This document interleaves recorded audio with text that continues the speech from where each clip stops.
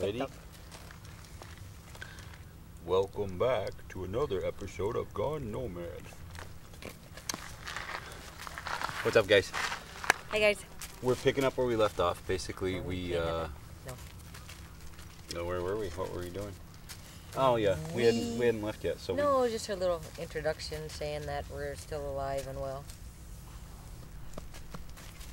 Yep. Okay, so we left.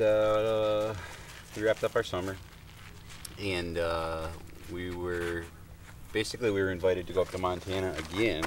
Our last video, we went there in the summer. Well, we were invited to go up there for Thanksgiving. Yeah. So rather than haul the camper all the way up, through the mountains, across the plains, and the wind and the snow and the crap, go there, stay with somebody, and then basically go from there all the way down to Arizona. We left the camper in South Dakota. It was an extra maybe 400 or 500 mile drive total. Yeah, I think it's like 14 hours or whatever to get out there in good weather. So we just took the truck and drove out there, and I'm glad we didn't take the camper. It was windy and the roads were just ice covered. Bad. It was crazy. It was sketchy. Yeah. So it's like November 20th, somewhere in there. I don't know. We're trying to get out of here, but we're kind of blizzarded in, so I'll take you outside and show you what we're dealing with here today.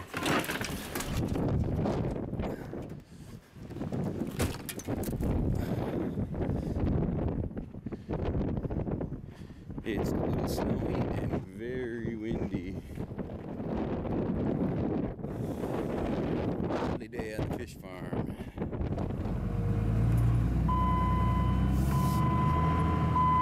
There's our camper.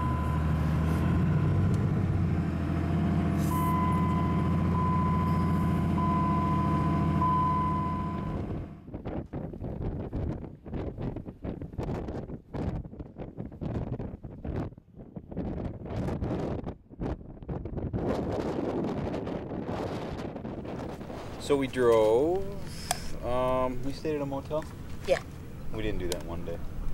Uh-uh. Yeah, okay. So we basically just shot out there, grabbed a motel room, showed up the next day, and kind of hung out and visited with some friends. Yeah, it was really awesome.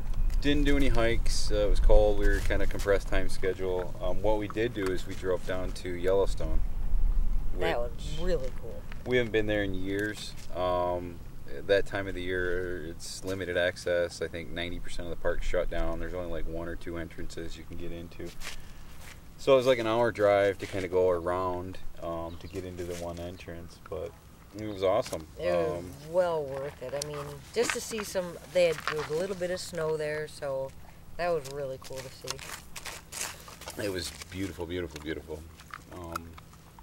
Before we got into the park, we spotted on the side of the road some bighorn sheep. So we spun the truck around and parked, and there was probably, I don't know, maybe 6, a dozen, something like that. Yeah, like 8, 10, something like that.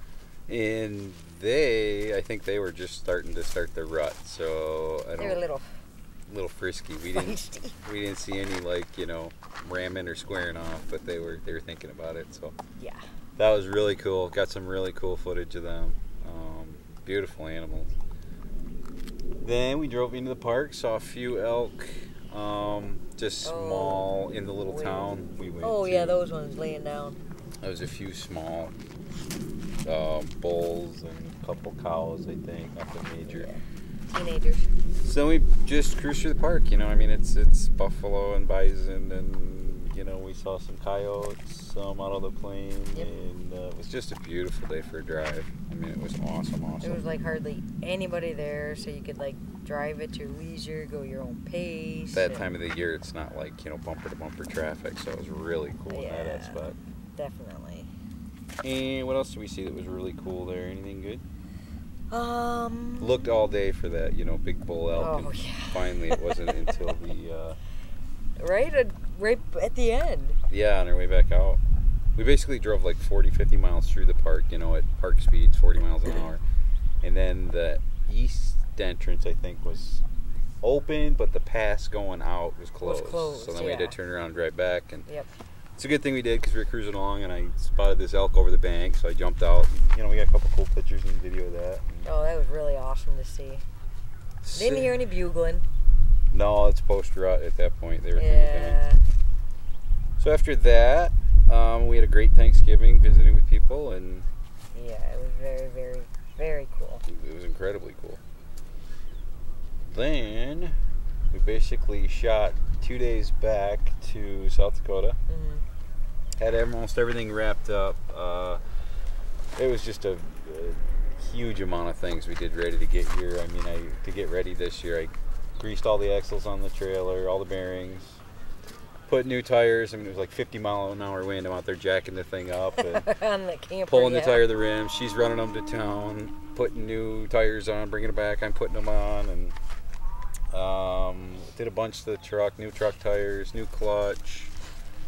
So the truck was pretty much good to go. Camper had new wheels, so Yeah, the tires weren't that bad. They're only like 2 or 3 years old.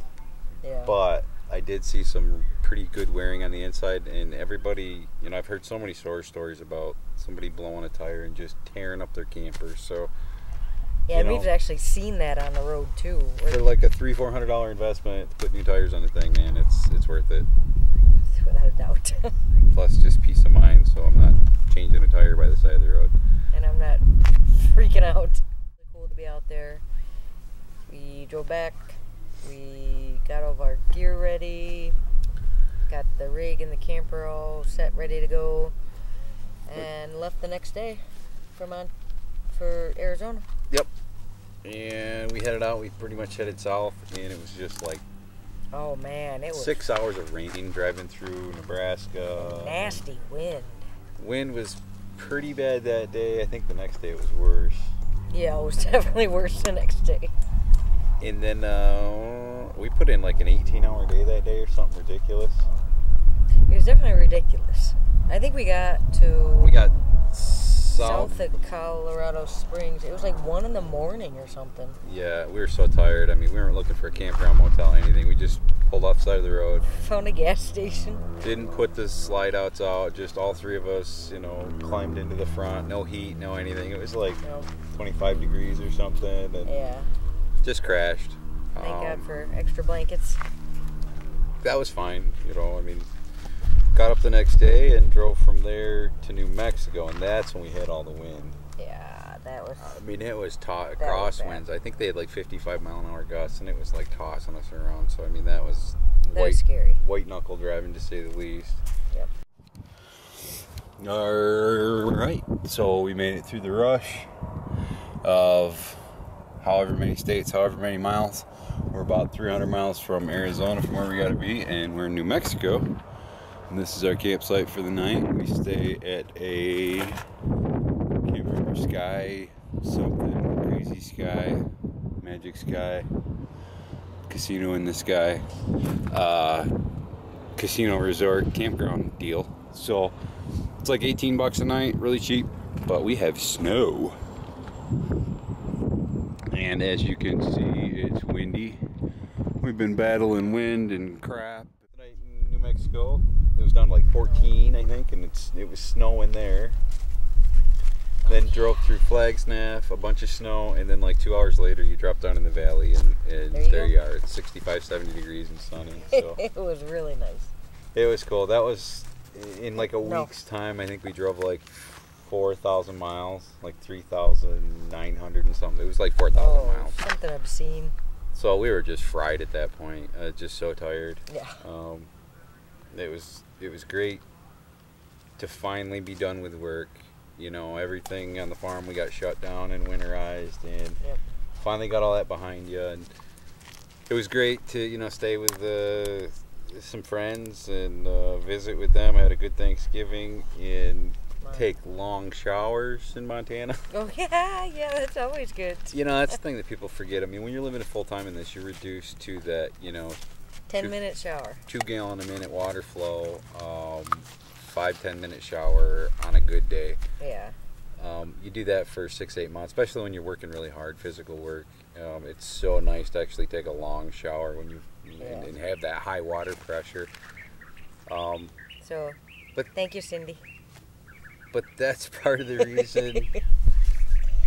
That's part of the reason that the same reason we enjoy camping. I mean, you go without things, the good high calorie food and the heat and uncomfortable bed, and it just sharpens your appreciation for it when you get back to it. Oh, absolutely.